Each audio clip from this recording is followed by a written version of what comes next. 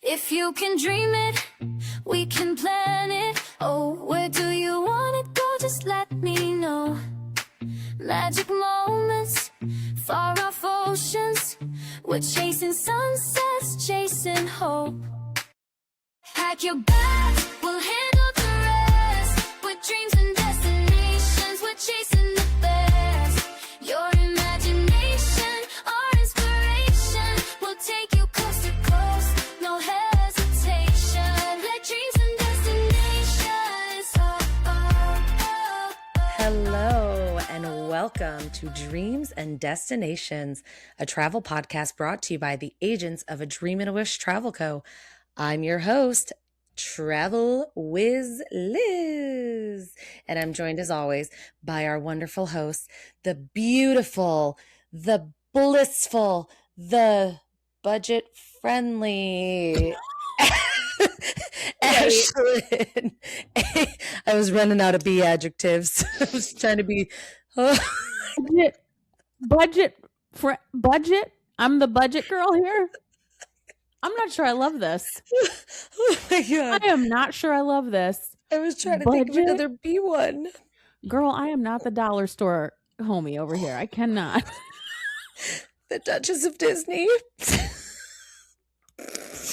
I'm so happy to be here on a budget. Oh man. I mean, if you have a budget, I'll plan your budget trips, but I'm not trying to stay at the, what are like the budget hotels that you see on the side of the road? Motel 6. I am not the Motel 6 girl. Come on now. I did tell someone today I'd rather stay at one of those budget hotels than Caribbean Beach, so you'd appreciate that. You are not far off though. Come on. Oh my goodness. I hope you had a happy Mother's Day.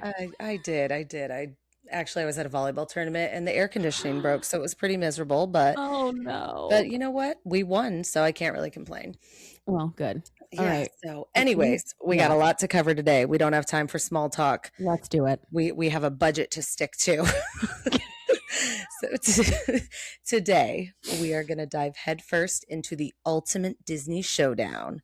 Walt Disney World in Florida versus Disneyland in California. Ooh. One is the OG and one is Disney's largest property. Both are truly magical and have so many incredible things to offer. But which one has more parks? Which one has better rides? And which one should you visit on your next Disney trip? Well, grab your Mickey ears because we're breaking it down from rides and food to hotels and all the little details that make each coast Disney experience completely unique. Plus, we are going to be joined by one of our travel agency owners, Danny, who is not only a brilliant travel agent, but also a Disneyland superfan. So let's get into it. Let's. All right. So, Ashlyn, like me, you grew up going to Walt Disney World, but you also lived in Los Angeles and had an annual pass to Disneyland. So I assume you went as often to Disneyland as I do to Disney World. So before we bring Danny on, can you give our listeners just kind of a quick rundown of the main differences between Disneyland and Disney World? Totally. So, I mean, yes, of course, I was at Disneyland as much as humanly possible. Disneyland is similar to Disney World in many ways, but they are also just very wildly different from one another. So just briefly, first and foremost, size.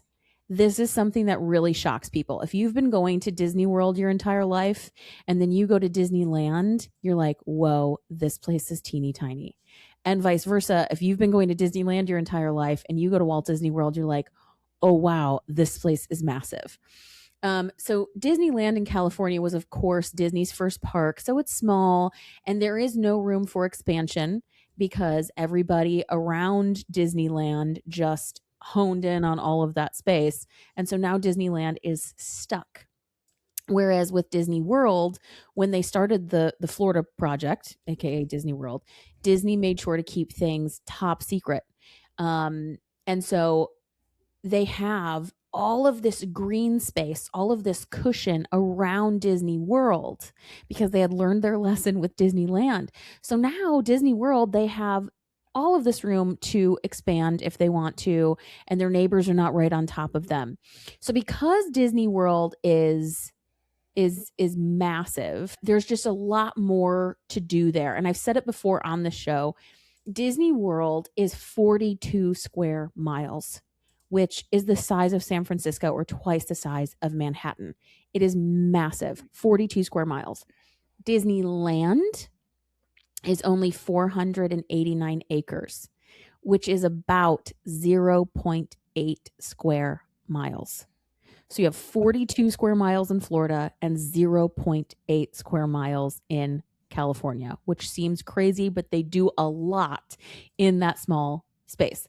But to put it into even more perspective, if you take Animal Kingdom Park at Walt Disney World, okay, this is a park inside of Disney World, it is over 500 acres large, which means all of Disneyland Resort, both of its parks, Downtown Disney, its hotels, all of it can fit inside of Animal Kingdom at Disney World, which is just mind-blowing to me. So that brings us to the parks. At Disneyland Resort in California, you're going to have two parks, which is the Disneyland Park and Disney's California Adventure. That's it, just the two. Disney World in Florida has 4 parks. You've got Magic Kingdom, which is essentially like the sister park to Disneyland. You're going to have the castle and the hub and many of the same lands, very similar. So you have Magic Kingdom, and then there's Epcot, Hollywood Studios, and Animal Kingdom. Plus, Disney World has 2 ginormous water parks, Typhoon Lagoon and Blizzard Beach. And then on top of that, you have the entertainment districts. This is where you're going to go to do a bunch of your shopping and your dining and your entertaining. So Disneyland has Downtown Disney, which is about 20 acres in size. And then Disney World has Disney Springs, which used to be Downtown Disney once upon a time. And before that, I think it was Disney Marketplace maybe, but Disney Springs. And that is 120 acres. So it's a full 100 acres larger than what you're going to get at Disneyland. So the size difference between the two is just immense. And because of that, Disneyland is much more walkable and easy to get around. You can basically walk anywhere and everywhere. The entrance gates at Disneyland Park and Disney's California Adventure are literally right across from each other. It's like a 5-second walk to pop from one park to the other. So super simple and easy. At Disney World, the closest parks to each other are Epcot and Hollywood Studios, and that's going to be like a 30+ minute walk for you to get from one to the other. So at Disney World, you most definitely need to use the transportation that is provided to you, like the buses and the monorail and the boats, because everything is so massive and everything is so spread out. So that's another big difference. You've got the size, and then you've got the walkability of Disneyland versus Disney World. And then another thing I want to point out, just really, really quick, is the number of attractions. And this is something that's very interesting. You would assume, because Walt Disney World is so much bigger than Disneyland, that it would have just an absurd number of attractions. And it does. It does have far more rides than Disneyland. But at Disneyland, Imagineers and designers, architects, they have done a really great job at fitting a lot of stuff into a really teeny tiny space. So Disneyland Park, despite the fact that it is smaller than Magic Kingdom, actually has more attractions than Magic Kingdom does. And Magic Kingdom is larger, but Disneyland Park has more attractions because they've played Tetris with everything and it just fits so perfectly. Now, that may be changing due to the expansions that are happening with Magic Kingdom currently. They're adding the 2 new lands, Villains Land and Cars Land. But right now, Disneyland Park has more attractions than Magic Kingdom. However, overall across all 4 parks in Disney World versus the 2 parks in Disneyland, of course, Walt Disney World has far more attractions. And Disney World also has far more hotels. Disneyland, because it's so small, only has 3 hotels, whereas Walt Disney World has over 25 Disney-owned hotels on property. And then you get into dining. Disneyland has 130 dining locations. Disney World has over 400 dining locations. And then there's shopping. Disneyland has about 80 stores. Walt Disney World has 260, more than 260.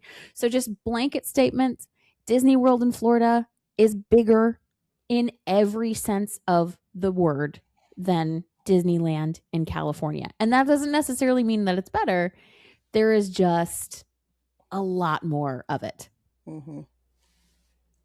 So Liz, you and I are both Disney World girlies. We both consider Walt Disney World to be our home park.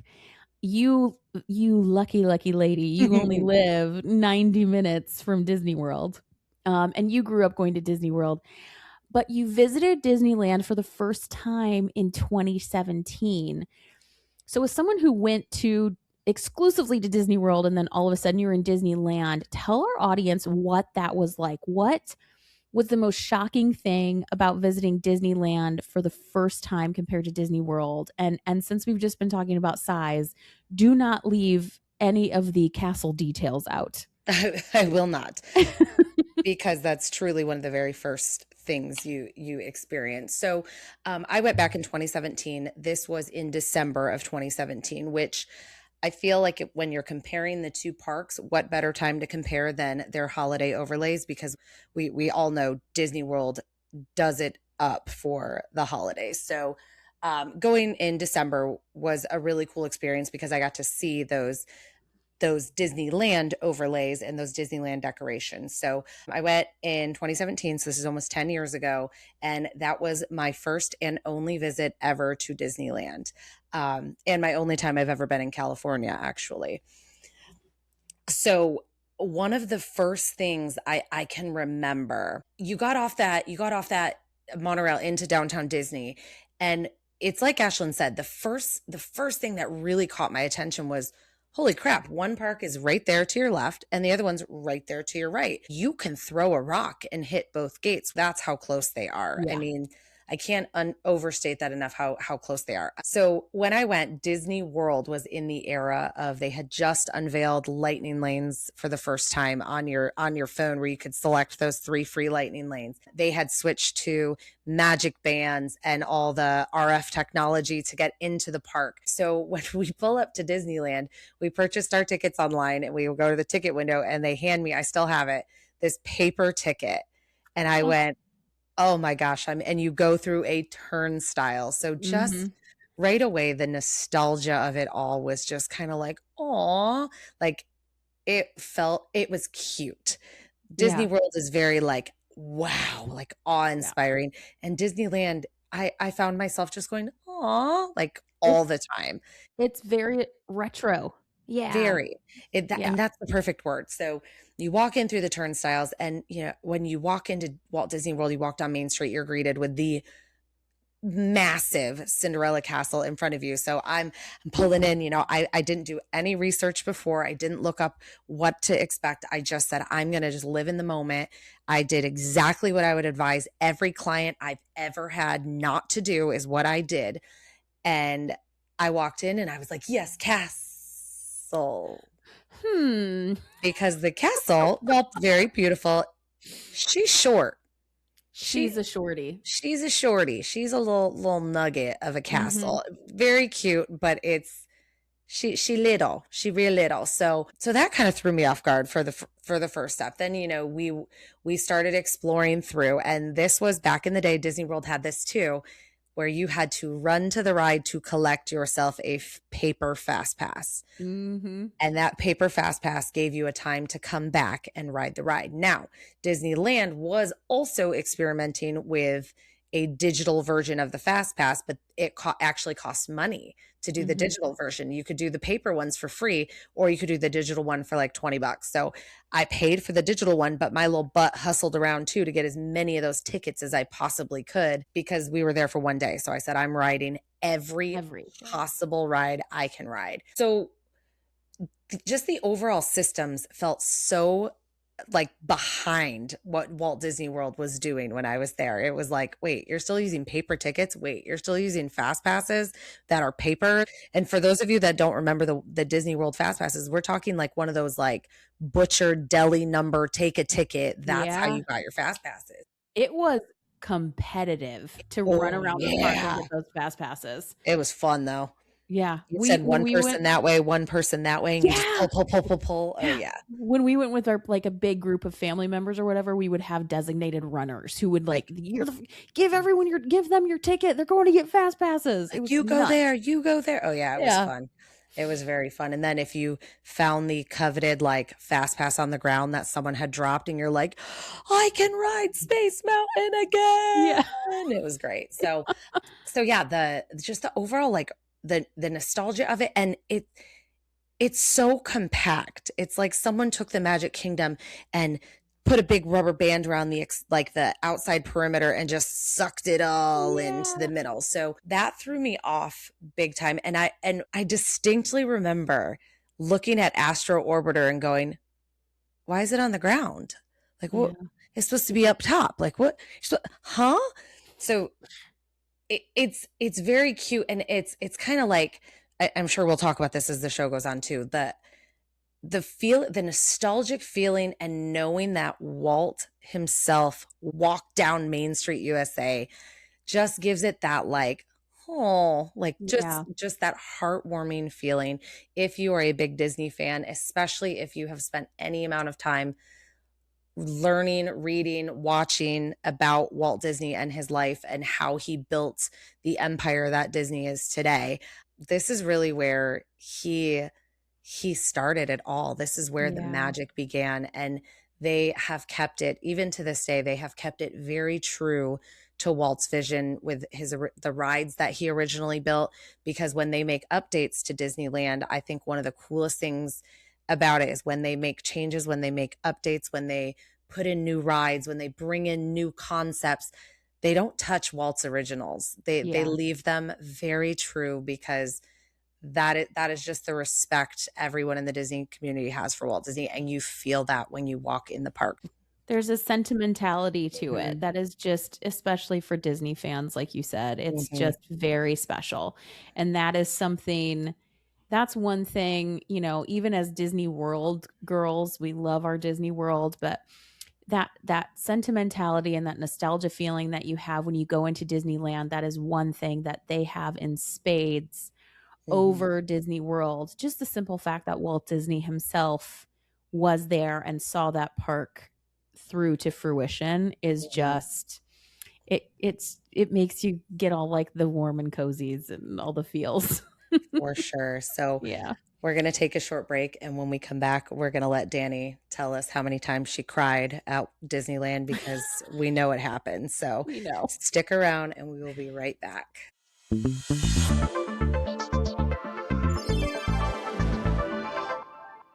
Welcome back, everyone. And Ashlyn and I are thrilled now to be joined by one of our travel agency owners at A Dream and a Wish Travel Co., the fabulous, stellar, stupendous, spectacular, amazing, wonderful travel agent and owner and boss, plus a major Disneyland fan. You know her, you love her.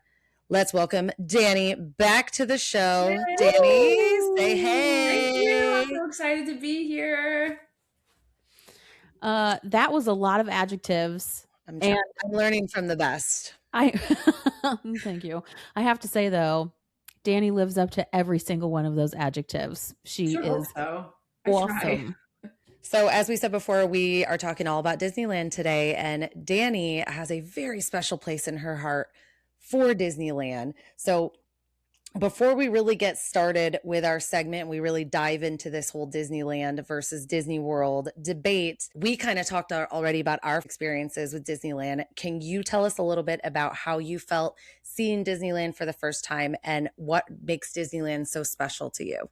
So I'll speak about the first time I saw it as an adult. I went when I was a teenager, and for some reason, I have no memory of it.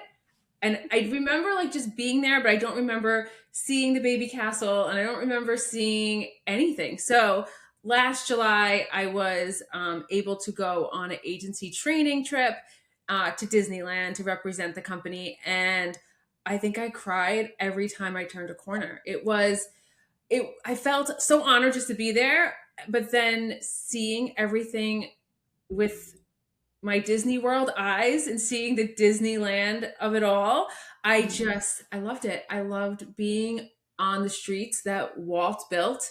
That just felt amazing knowing he was there. We all know that Disney World opened after he passed, so he never actually got to experience it, but he is the heart and soul of Disneyland. And you see that. You see that everywhere. He's honored, his rides are there. It felt amazing. It was I just cried and I cried and I ate a lot of food, but Cried and I cried ate. and I ate and I cried and ate together. It was amazing. Oh So my goodness. you brought up rides, and I think that's the first question almost any theme park connoisseur goes to when they talk comparing one theme park to another. So Ash, I'm going to throw this one to you. Yeah. Let's jump into these rides a little bit. Disney World versus Disneyland. They share a lot of the same rides. Yeah. So what rides do you think Disneyland does better, and which ones do you think Disney World does better? So this is kind of, personal preference. So you guys feel free to jump in here at any point, but I'm going to say right off the bat, here's the thing. I am a Disney World girl through and through, but I got to give props where props are due. There are quite a few rides at Disneyland that they just simply do them better than Disney World. And the first one on my list is It's a Small World. So the first thing you need to know is that the version in Disneyland is 15 minutes long, and the one at Disney World is only 10 minutes long. And that's the case for like a lot of rides that both share. The Disneyland rides, by and large, are longer than the Disney World ones. And I don't know why they did it that way. It just is what it is. And what I love also about the Disneyland version of Small World is the layout. It is, because it's a longer ride, I mean, it's a much bigger ride. There's more rooms, there's more scenes that you go through. It starts outside and you go inside, whereas Disney World is all inside and it's much more compact. And then another thing, and I can't really explain why this is, it just is what it is. It's more, I'll say, like whimsical. The Disneyland one just has like more whimsy to it. And we talked a little bit about Mary Blair, I think, last week when we were talking about villas. And she just an incredible artist that worked for Disney in the 40s and 50s. And she really, really inspired this ride.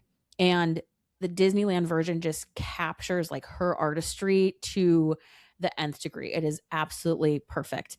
And then another thing I love about this ride is, of course, the holiday overlay.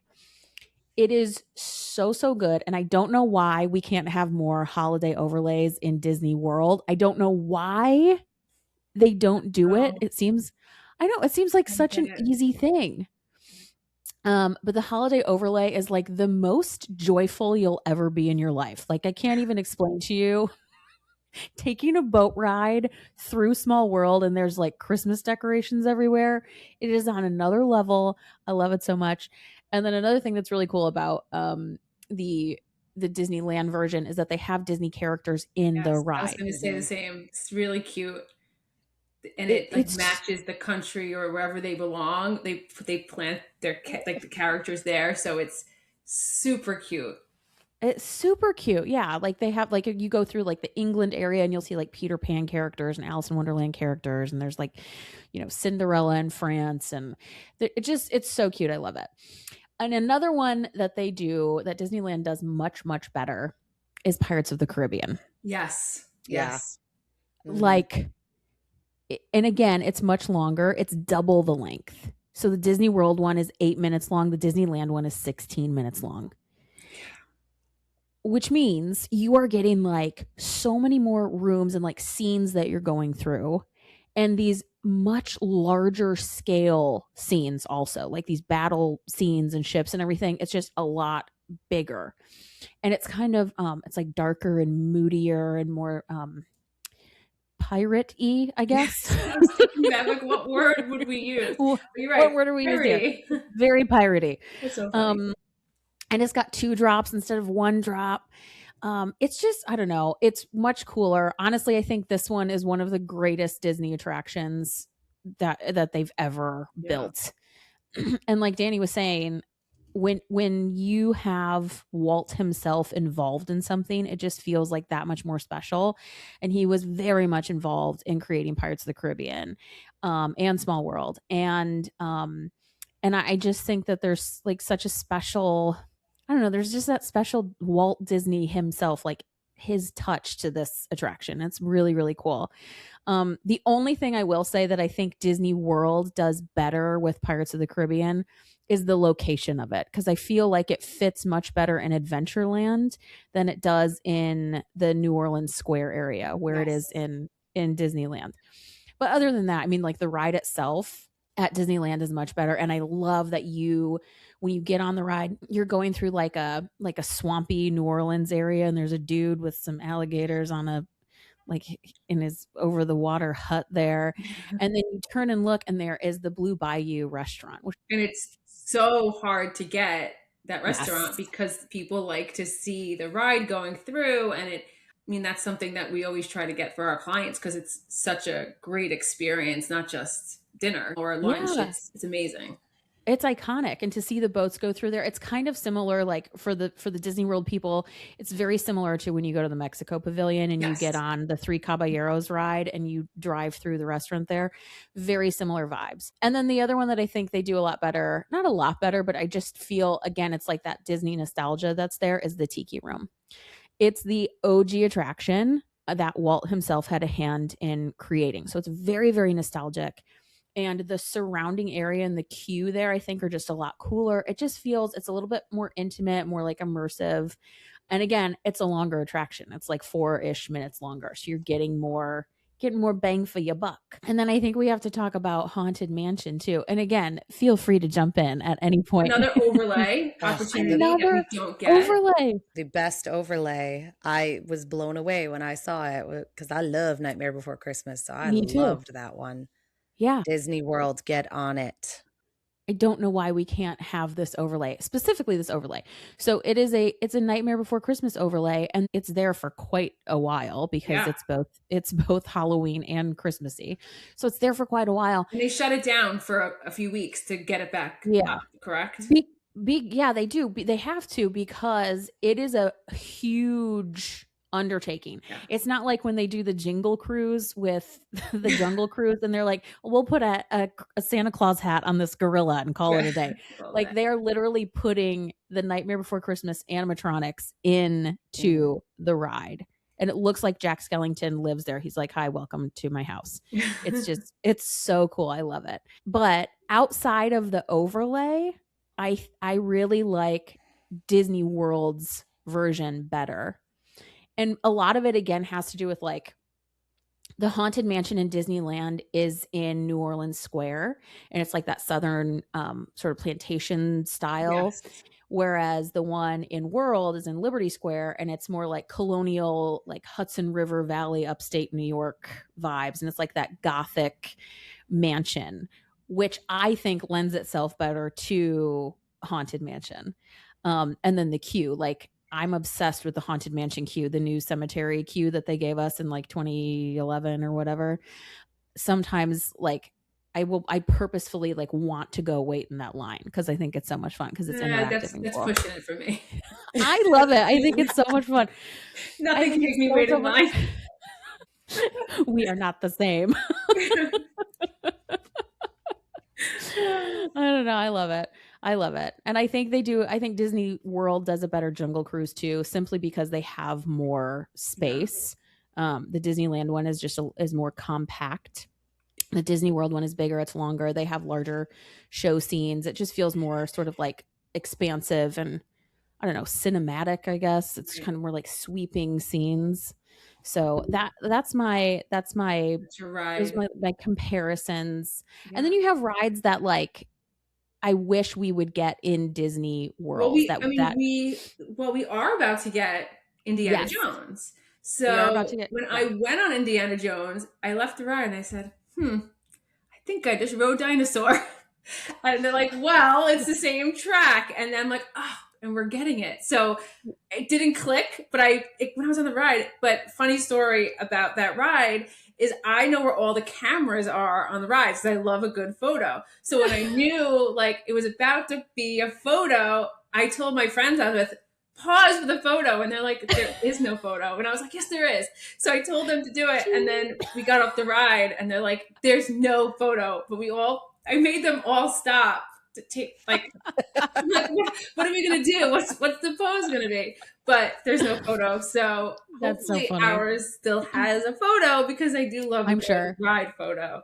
I'm sure it will. That does not exist in Disneyland, but it is really fun being on the Indiana Jones. I actually liked it better than Dinosaur. I know the dinosaur people. There's a lot of dinosaur fans out there. Yeah. I never liked Dinosaur, sorry, but I really Neither did enjoyed I. Indiana Jones. So I'm excited for it.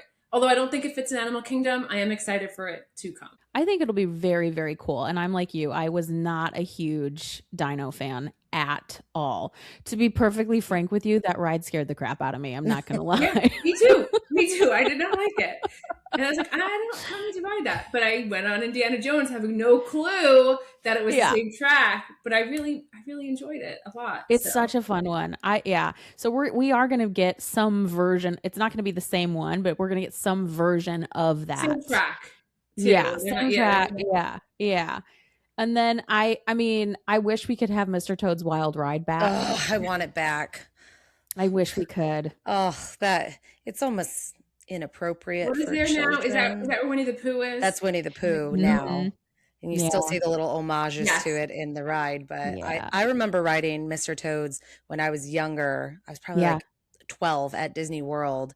And then they changed it out for Pooh. And then when I went to Disneyland in 2017 and they had it, I was so stinking excited because the ride, I think it had been closed at Disney World for a few years then, but I remembered that from my childhood. That train scene is so burned in my brain as a like 12-year-old child thinking I'm about to meet my maker. Yeah.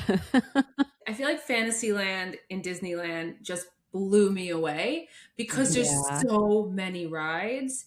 There's so many rides there. Such a short period of time. Like you're just walking, it's like ride. And it's just, they're all really like, they're old, nostalgic.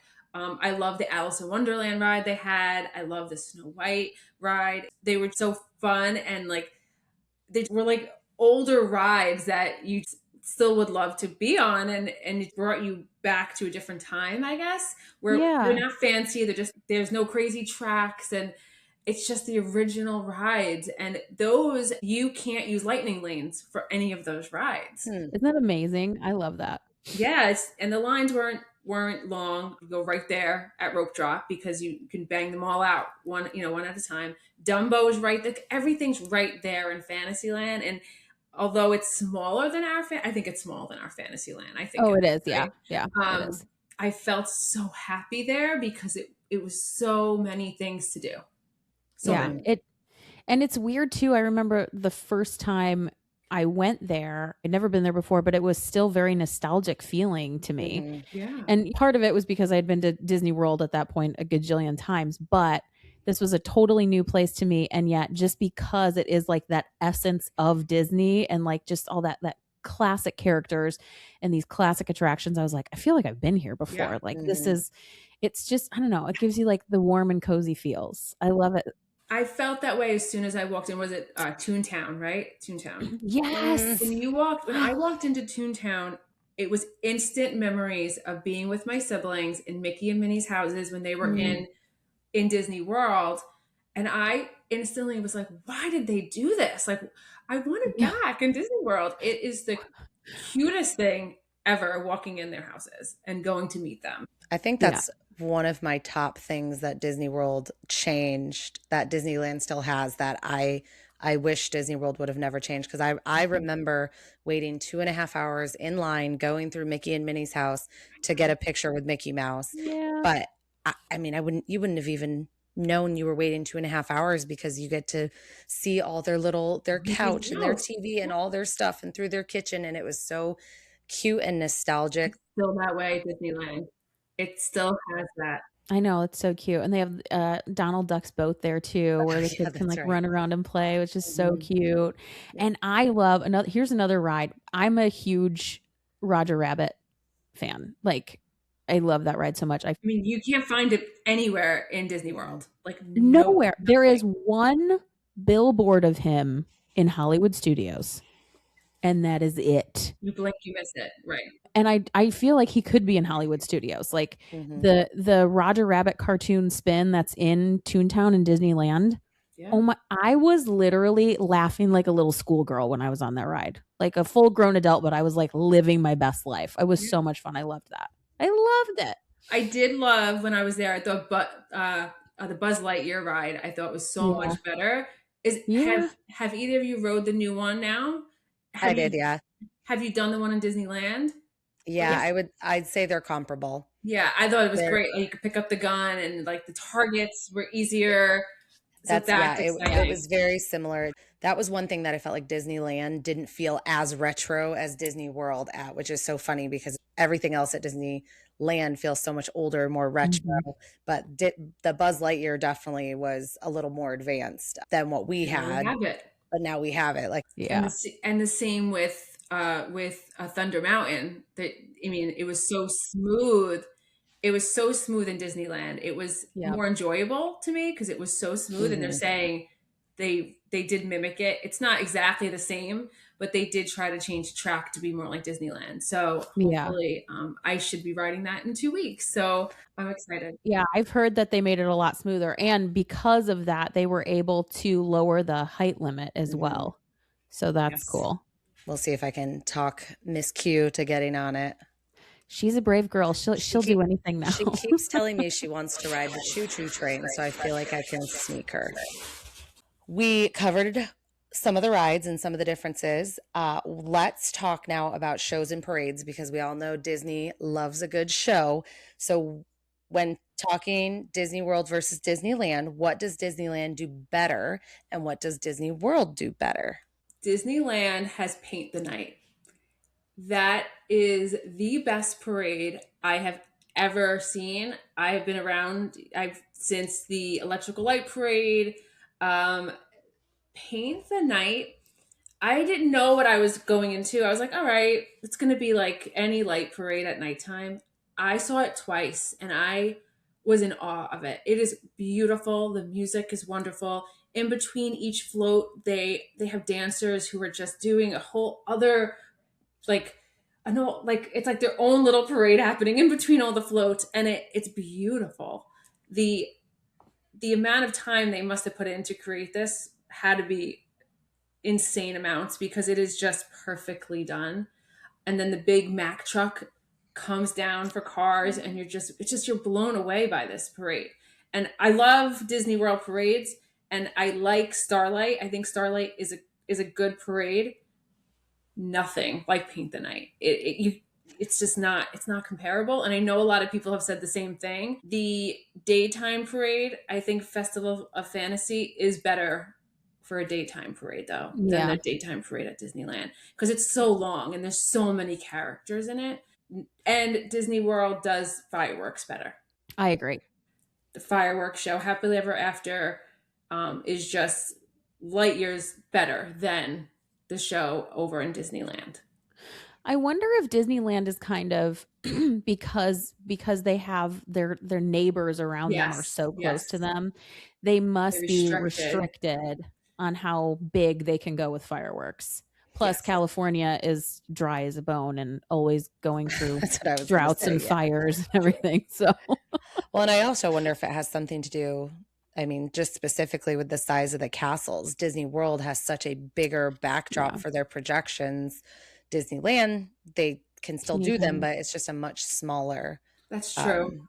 area. But I will say, again, if you're there during the holidays, It's a Small World. The show on It's a Small World during the holidays, they do a nighttime show on the outside of the It's a Small World ride, and you don't have to have a special ticket to see it. It's not like the Very Merry Christmas Party, where to see all those Christmas shows you have to have a special ticket to the Christmas party. Right. The It's a Small World Christmas show they just do every day at the park, so it's really cool. It's so cute. I like the World of Color too over in California Adventure. Oh my goodness, my brain Just shut off. California brain Adventure literally shut off. is so much fun. California Adventure it reminds me of Hollywood Studios a lot. But Yeah. it is really cool. That show at night is it is really pretty. Very pretty. It's really but you pretty. can get very wet if you stand too close Absolutely. to it. So you want to Absolutely. back up a little bit. And then Fantasmic too. So this is another one that they have at both. I wouldn't know. Liz Me wouldn't know. neither. Wouldn't And know. look at me. I'm here in my Sorcerer Mickey cosplay over here. With 2 people who have never seen Fantasmic. I still literally I could cry. I'm not even kidding. It's like an absolute travesty that Months later, and I still haven't. Liz has been more than me. She has zero excuse at this point. Elizabeth. You can't even go to your girl. You can't even 3-year-old. go to- 3-year-old. I have an excuse. She'll love it. I know she's a rager. She totally would stay awake. She will love it. She will absolutely lose her mind over it. It is so rad. I will say the Disney World does Fantasmic better. And again, it's mostly just because they have the space to go so big with everything.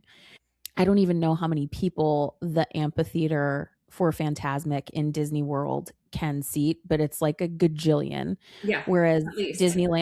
whereas the one in Disneyland is much smaller, much smaller, and the scale of the production has to be much smaller. Now, that being said, they do an amazing job with the space that they have, but they are constricted, and so the one in Disney World is just bigger. And I'll say in Disneyland, they have timing to a T. So it's like you get, they have they can have 3 shows in one night. Well, they have the parade, the fireworks, Fantasmic, and it's like boom, boom, boom. And it's just insane how they have it work so well.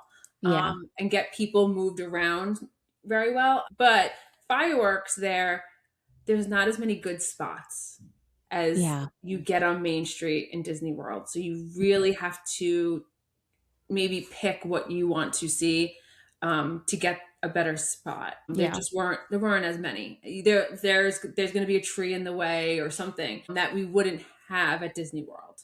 Yeah. And again, a lot of that is just it's size. I mean, you look at the hub in Disney World and it's much larger than the hub in Disneyland. Because Magic Kingdom is I want to say, I don't know, like 20 acres larger, something like that. Is it really? And I think so. And you can feel the difference in the size when you're walking around with how small the queues are. Like when you're waiting in line, they're just the rows that you're walking through are much tighter squeeze, especially when you're in like Fantasyland, the older areas of the park. You can definitely feel that. We've covered shows, we've covered rides. Let's talk about hotels because we love to talk about hotels on this show. So Danny, I'm going to throw this at you because I know you recently have stayed at Disneyland. So we know there are far fewer hotels at Disneyland than in Disney World. And we've talked about, I think, all of the Walt Disney World hotels on the show. Yeah, so far. So I think all the Disney World properties, I think we have discussed now. Yeah. Thanks to the bee snafu last week, we sped up our timeline. So thank you, Danny, for your fiasco. It was really unbelievable, but I'm so happy you're here with us guys, today. Man. So, Danny, can you tell us a little bit about the Disneyland hotels? Yeah. So last year, I was very fortunate. I was able to stay in all 3 of the Disneyland hotels on property.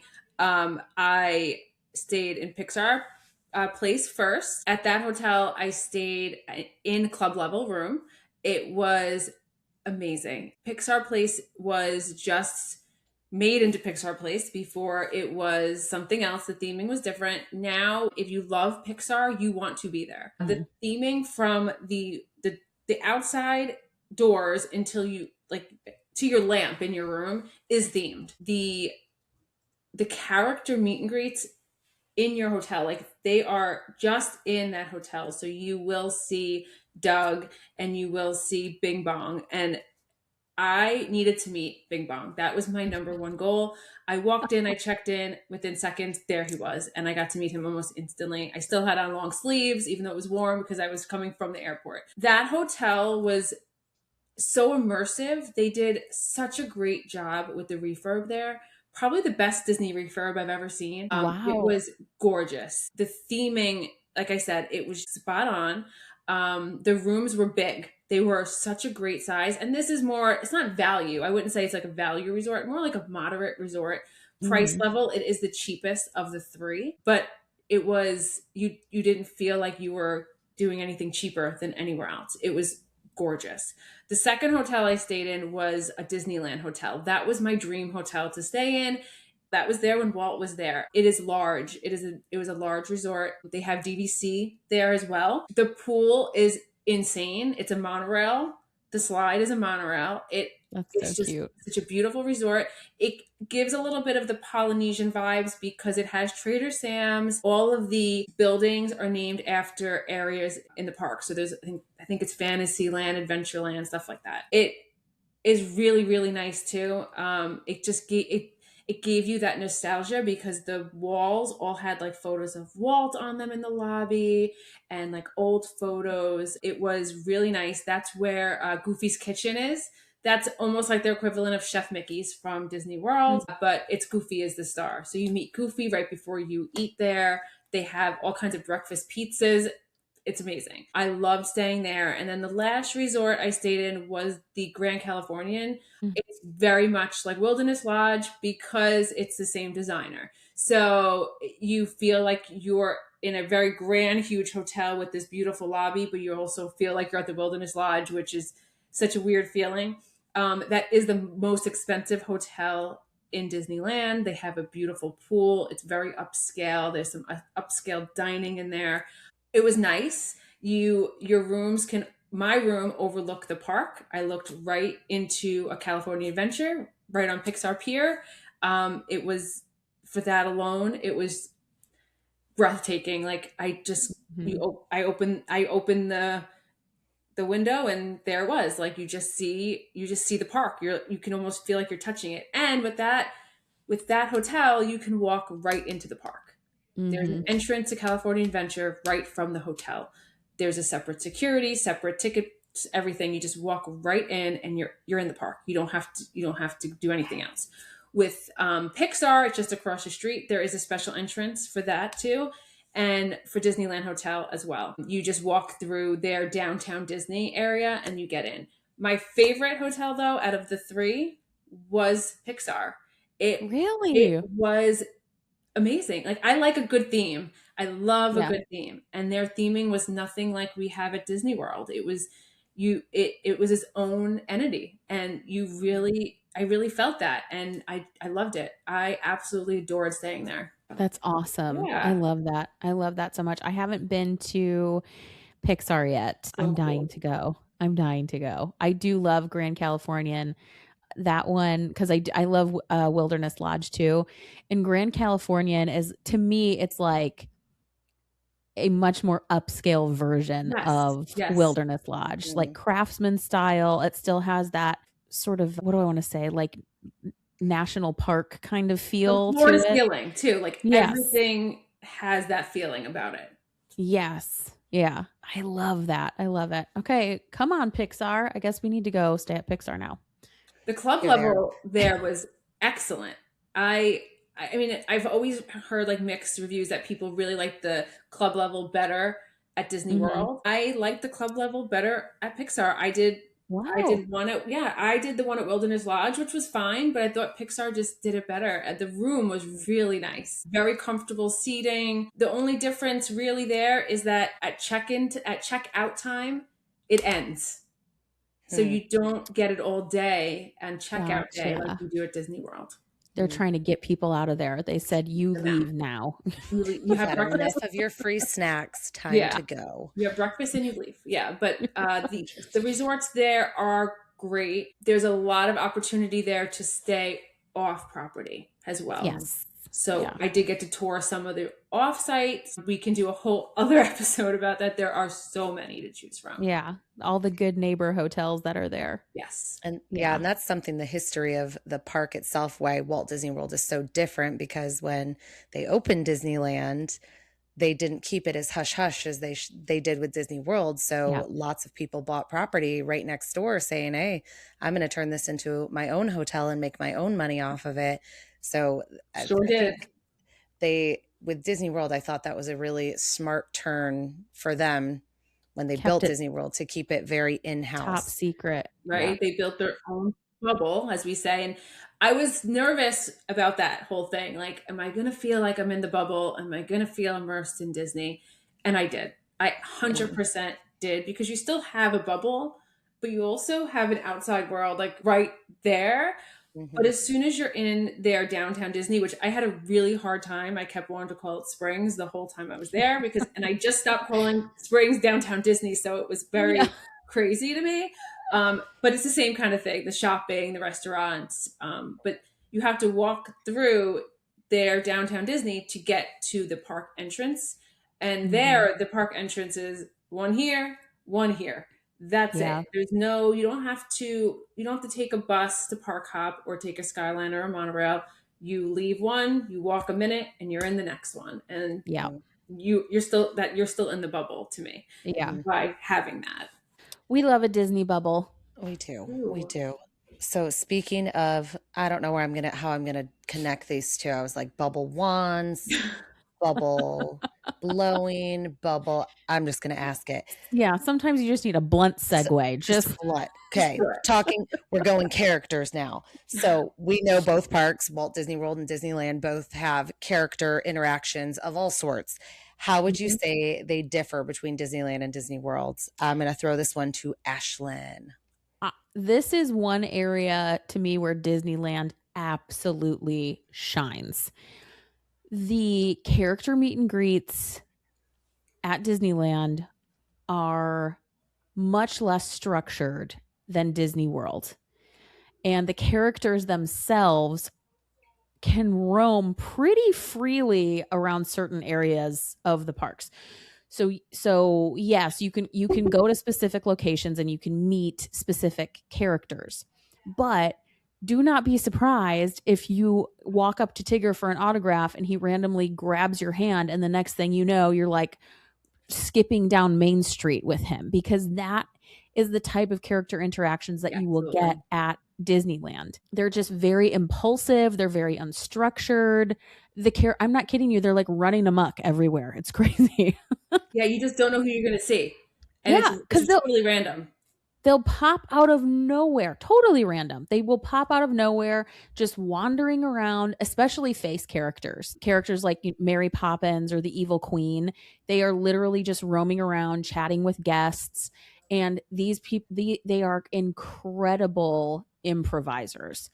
Like, some of them are utterly unhinged in the best way possible. Like, they just have the best interactions. It's some of the best character interactions that you'll have. It's very much like when you see the evil stepsisters in Disney World, where they walk around, they talk to you, they're always so silly. You get that with a bunch of characters in Disneyland. Almost everyone, yeah. Right? They're hilarious. They're very personable, and really, they just offer these little like unscripted moments that make the whole park feel so alive and so much more immersive. That's the magic that people talk about. Yeah. Yeah, and it's very, very special and unique to Disneyland. And Disney World, on the other hand, because it is so large, because of its sheer size, it is a bit more organized and structured. It has to be. It's bigger, it's busier, it's larger. It needs that organization. And that definitely has its perks too. Most of your character meet and greets are going to be at designated locations or at character dining experiences. Typically, you're not going to find characters spontaneously popping out of nowhere like you do at Disneyland. And the characters, they don't just have that freer reign to drag guests around the park and play around with them as much as they do with Disneyland. And now the upside to that, to Disney World structure, is that it's much easier to plan like a guaranteed time with specific characters, especially with like princesses and classic characters. But yeah, I would definitely say that Disneyland is the winner when it comes to like characters just walking around the parks and like you just casually running into them and like causing hijinks and hilarity. And then Disney World takes the crown when it comes to like character dining, and having more like specific meet and greet centered locations, if that makes any sense. Disney World is just a lot more structured than Disneyland. Both Disneyland and Disney World offer several different after hours events, parties, things like that. So let's talk specifically about the special events and after hours events at Disneyland. So what are some things that people can find there that they can't find at Disney World? I'm going to throw this one to Danny. It's your turn. So at Disneyland, they have the Oogie Boogie Bash, which we don't have that. We have Mickey's Not So Scary. It's a similar kind of party where there's trick-or-treating, there's events happening, character meet and greets. It's just going to be just two different events. It's not as many nights as we get. How many nights do we get? We get from August to Halloween for Mickey's, 1,000. for Mickey's Not So Scary. They have like theme nights, like they'll have the Sweethearts night around Valentine's Day. They'll have the Disney Channel night. They just had those kind of very themed events that they don't do very often. It's something that is very special because they don't have that. Mm-hmm. But at Disney World, we do have a ton of after hours events. We just have an event called After Hours that happens at Hollywood Studios, at Magic Kingdom, and at Epcot. And then we have Mickey's Not So Scary, and then we have a Mickey's Very Merry Christmas Party. Those events go on for weeks on end. They go on for 3, sometimes 4 times per week. And then we have Jollywood also. So the events, I would say, are just more, it's more inclusive. You get those events at Disneyland, where Disney World, a lot more people can go to them, right? So it's just the different feel. I've never been to any of the after hours at Disneyland, but when I see people at them on YouTube or whatever, I feel like maybe I'm wrong, but I feel like they don't sell as many tickets as we see at Mickey's Very Merry and Mickey's Not So Scary, where you feel like it's a little more crowded than you'd like for these type of events. That's my take on it. Yeah, I think you're right. And it's interesting too, because at Disney World, there are these events that last for months on end. Halloween starts in August, just so you guys know. Halloween is already sold out at Magic Kingdom. Isn't that crazy? That's insane. It's crazy. It is May. Yeah, it is May, and you are out of luck for Halloween, people. Don't try. But what's wild is that these events, they last for literally for months on end, and they sell out. And you would think, because they last for so long and because there are so many opportunities to go to them, that there would be smaller quantities of tickets sold and that maybe it wouldn't be so busy. But the exact opposite is true. It's like they are so wildly popular. Like, we were talking about this last week, I think, or maybe the week before, about how quickly Not So Scary sells out now. It's just, it's wild. Well, it is superior to me that Mickey's Not So Scary.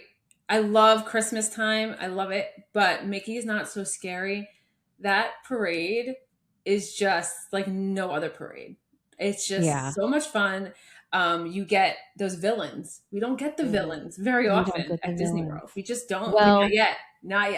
Not yet. We're gonna get our villains land. I'm gonna live in that villains land. Maybe 3-4 years. Who knows, right? Like, we hope for the best, but I'm gonna say like 2030, which sounds crazy. But Mickey's Not So Scary gives a lot of opportunities for Disney World that we don't normally get, right? So yes, it sells out, but they do it for so long because it's that special. Like, it's so popular, and all that yummy candy you get. And then you have other things like, all of the Epcot festivals, and they do similar festivals at or California Adventure. Smaller scope, right? It's just like the baby Yeah, version of what you get at Epcot. it's the baby version, which is often the case with Disneyland. It's always the baby version, the baby castle, the baby food and wine. But Disneyland, I mean, this is a little off topic, I'm sorry, but speaking of food, Disneyland does food better. To me, their snacks, I thought the food just, I don't know, maybe fresher. I don't know if there's something about it. I like the food there better. I don't know. They do have a lot of different things than we have in Disney They have World. sourdough Mickey, okay? I mean, Yeah, you can't go wrong. You really can't go wrong. The sourdough food is really good. And I do wonder if it's like, is the food really that good, or is it just like new and like a novelty to us? I kind of thought We've that. been to Disney World so many times. Yeah, maybe it's just new. But I mean, it's just, they have better, like their snacks. Like sometimes I'll see something posted and I'm like, oh my goodness, that looks amazing. And I'll read it, Yeah, like, Disneyland. And I'm like, of yeah, course it's in Disneyland. Like, yeah. it can't be just down south for me. It has to be Right, across the country, the fancy cookie or whatever they have, the tacos and stuff that they do. But yeah, that might be it. Like it's good because we're used to the Disney World food. Maybe. We're gonna have to we'll do a whole segment on Disneyland food. We're gonna have to do it. I can tell you the only thing I actually remember eating at Disneyland, like I had to eat, right? I had to. Yeah, of course. Like I had to have eaten, but the only documented proof I have that I ate something and the only actual clear memory I have of eating is a bucket of popcorn out of an AT-AT popcorn bucket. That's the only thing. That's it. Which I immediately regret because I bought for one of my teacher coworkers because she begged me to buy this AT-AT popcorn bucket for her husband at Disneyland in California because I was going, and I did, and I didn't buy myself one, and it's still one of my larger regrets in life. Yeah. You buy one for yourself. Anything you I buy, was you buy still one for you. I was still in my Disney infancy at that point, and my collection was contained to a single shelf, which it is not anymore. No. It's not even on a single wall. Like We're not even in a single room. It's basically the whole house. It's It the whole creeps house in is Disney everywhere. now. It slowly creeps in. yeah, I ate a lot in Disneyland, and the snacks are just they're so good. Like even the churro is known to be better in Disneyland. That's a big thing. That's a huge thing. And I will say that is a legit thing. That's real. That's real life. That's Yes. real life. Because a churro just inherently is more California than it is Florida. You can't, That's like, just I don't know science. how it gets messed up. Like it's honestly one of the easiest things to make. Well, buy and heat up. So I don't understand how we're messing that up. How is it not the exact same thing in both places? I don't know. I couldn't tell you. We won't know. Okay. They're secrets. They're secrets. So Liz, I'm gonna shoot a question to you. Are you ready for this, girlfriend? Oh, I get to talk about something. Yes. Yes, I you hope do. I have an answer. Okay, so we have been talking a lot about the pros and cons and differences and similarities between Disneyland and Disney World. And I'm sure a lot of people out there are wondering, well, where should I go? When do you send clients to Disneyland instead of Disney World and vice versa? For me, there's a couple factors that come into play. I think the main one, the biggest one is which one is more accessible to you as far as transportation goes. So if you are coming from Michigan, flying, like where a lot of my family is from, flying into California is very expensive. It's just not an easy, you can't road trip it there. It's a very expensive, difficult trip just to get to Anaheim. Whereas flying from Michigan to Florida, there's a bajillion flights every day that go from Michigan to Florida. There are multiple airports right by Walt Disney World that the overall transportation is much easier. So that's going to be a very big determining factor for a lot of people is what is that upfront cost of travel from your home to Walt Disney World or Disneyland. The other thing is that I would say plays a really significant role is the overall plan of your vacation. So Disneyland, as we've said, is kind of the baby version of Disney World. Yes, there's a ton to do. There's lots of food. It's very entertaining.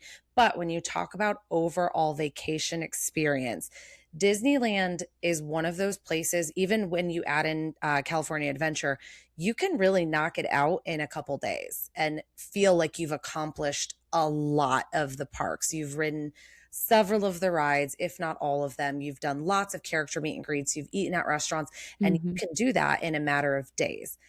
I have now been going to Walt Disney World for 39 years, and there's still tons of things I have not experienced there. Fantastic. Right. Fantastic. There's a huge one right there. Despite the fact that I'm literally begging you. Begging me. She's going to start paying me soon. I'm going to get a phone call one day. It says, "Hey, I know you're going to Hollywood this day. I booked you a Fantasmic dining package. Go do it." Oh, No ideas. hey, your birthday's coming up. Maybe is. that might be your birthday gift. Fantasmic dining package. She's like, just so you can come on the podcast and talk about it. But yeah, so if you are wanting to really do that all-inclusive vacation, and I don't say inclusive as everything included, I say it as you want just a one-stop shop. You want this to be your vacation. I'm probably going to steer you in the Walt Disney World direction, because you have water parks, you have the 4 different parks, you have Disney Springs, you have the resorts. There's just endless amounts of entertainment to do, both in the parks and outside the parks. Disneyland is much more of a, you are going to Disneyland for Disneyland experience. And when I say Disneyland experience, the majority of people, it's the theme parks and they're done, because unless you're a big Disney buff like we are, you might not appreciate the little things in the resorts and the small little tributes to Walt Disney and the creation of Walt Disney, like of the Walt Disney Company and everything that goes into the original park. But you're going to appreciate the rides. You're going to have fun in those. You're going to try some food and things like that. And on top of that, the price point at Disneyland, when we're talking tickets, hotel, all of that stuff, it's going to be significantly cheaper than if you look at Walt Disney World. Just the overall price of tickets there is going to be much less. I think their summer promo right now is like a $50 kid ticket or something crazy low that you would never see at Disney World. If getting there is not going to be the expense, but the tickets and the hotel and everything, you're looking at Disney World pricing going, oh, there is no way we can afford this. Maybe Disneyland is a little more in your budget, because you can have a little more lavish experience for not nearly the cost of Walt Disney World. I concur. I agree. Okay. So, as per usual, we love a survey on this show, and we sent a survey to our entire travel agency asking them if they prefer Disneyland or Disney World. And we offered them the option of saying, it's a tie. I cannot choose. Do not make me. And these are the results. So 22% of our agents said they prefer Disneyland. 33 said it's a tie. Wow. And 45 said Walt Disney World. So what do we think about that? I think the 22%, not 22%, the higher number at Walt Disney World may not have been to Disneyland in a while. So they have no choice but to say Disney World. Potentially. I think that might be it. But I figured it would be, actually, I'm more shocked about the 33% who couldn't pick than I am. Said it was a tie. Yes. Yeah. I don't know. What do you think, Danny? Do you think it's a tie? Okay. As much as I loved Disneyland, Disney World just has my heart. Like, it's just home. I pull under those arches and I feel instantly at home. I get to a resort and I get a whiff of whatever hotel we're going to be in. And my guard is let down. I feel at peace. Everything is happy. And that's it. And I also have the urgency to spend my money like no other person. So I just feel so happy there. Nothing could ever feel that way. So even though I love Disneyland, I loved it. I can't get that same feeling that I have at Disney World, even though I've been there countless times. Mm-hmm. Yeah. I'm very much the same way. And even when I lived in Los Angeles and I was going to Disneyland all the time, like as much as humanly possible, as one does, even then I was still like, okay, this is just kind of like whetting my appetite. I miss Disney World. Yeah. Like I need to go to Disney World. Like this is great. This is good for the interim, but I really need to go to Disney World. And I think it maybe for us is just simply because like that's our like home park, if you will. Like that's just Yes. where It's home. yeah, that's where we go back. That's where I've been going since I was a baby. Like it just it literally does have like a piece of my heart. So that's my take on it. What about you, Liz? It's honestly just been so long since I've been to Disneyland. And when I went, I mean, we just speed demoned through everything we could because we had 18 hours because we lucked out. It was one of those days it was open from like 7:30 a.m. to like 11 p.m. and we were there for every minute of it. And so I really don't think I got the chance to soak everything in because I was hustling to ride it. And that was, I mean, I had to grab my paper fast passes and hustle to the next one. So I was running like a mad woman around that park to get everything done. But Disney World's it's got such a piece of my heart. Like it's so nostalgic to me. I mean, I went there as a kid with my family, and now I'm taking my daughter there and watching her grow up at Disney. It's just, I don't think anything can top that, honestly. I know. I agree. Maybe Edinburgh. That might be a close second. Scotland Ooh. might be a close second to Disney World, but I don't know. That castle, watching my daughter walk down Main Street like she belongs there. You can't beat that feeling. No, you really can't. Oh, I'm getting very emotional. Oh my goodness. Okay. It's that we cry on this show. It's okay. We've cried several times on this show. Danny's one of us. She gets it. I cry.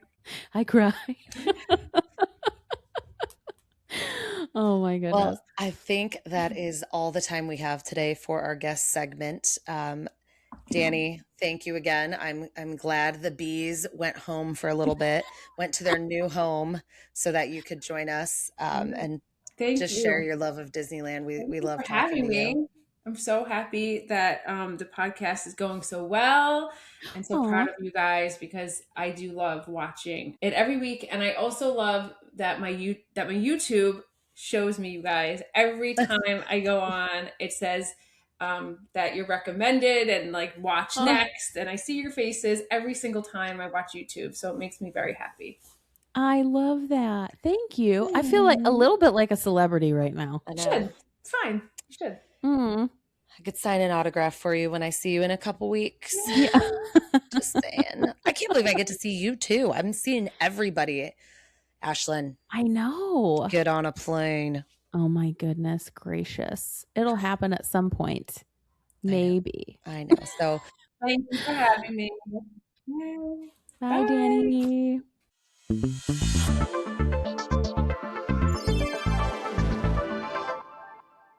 we are back to close down the show. Like always, we went way over when we have a guest on because we just get chatting and there's just so many things to talk about. And we love talking to Danny. We love talking. And honestly, we could chat with her for hours and hours and hours on this show.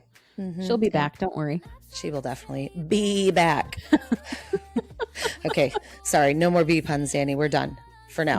Maybe. We're going to skip our magical mailbag this week. Please keep your questions coming in, but we just tend to talk a lot more when we have a guest on. So if you have anything you want to ask or you have an idea for us to feature on the show, please drop us a DM on Instagram and we will feature it in an upcoming episode. Be sure to follow along with us on Instagram and subscribe to Dreams and Destinations on Spotify, Apple Podcasts, YouTube. Remember, new episodes drop every Thursday at 7 p.m. Eastern Standard Time. So please come back and see us next week for more. And make sure to follow us on Instagram and TikTok at Dreams and Destinations Podcast. And don't forget to follow A Dream and a Wish Travel Co. on social media. You can visit our agency website or any of our Instagrams. And as always, they will be listed in the show notes. Thank you again for listening. And don't forget to tune in next week when we start a brand new series about dining in Walt Disney World. And special treat, I will be broadcasting from Walt Disney World as I check in on Sunday. Ooh la la. Ooh la I'm la. very jealous. I'm very jealous. So thanks for listening, and we will catch you next week from Disney. Ta-ta Two for now. token nights, we'll find the magic in every fly. If you can dream it, we'll make it true. The world's wide open, just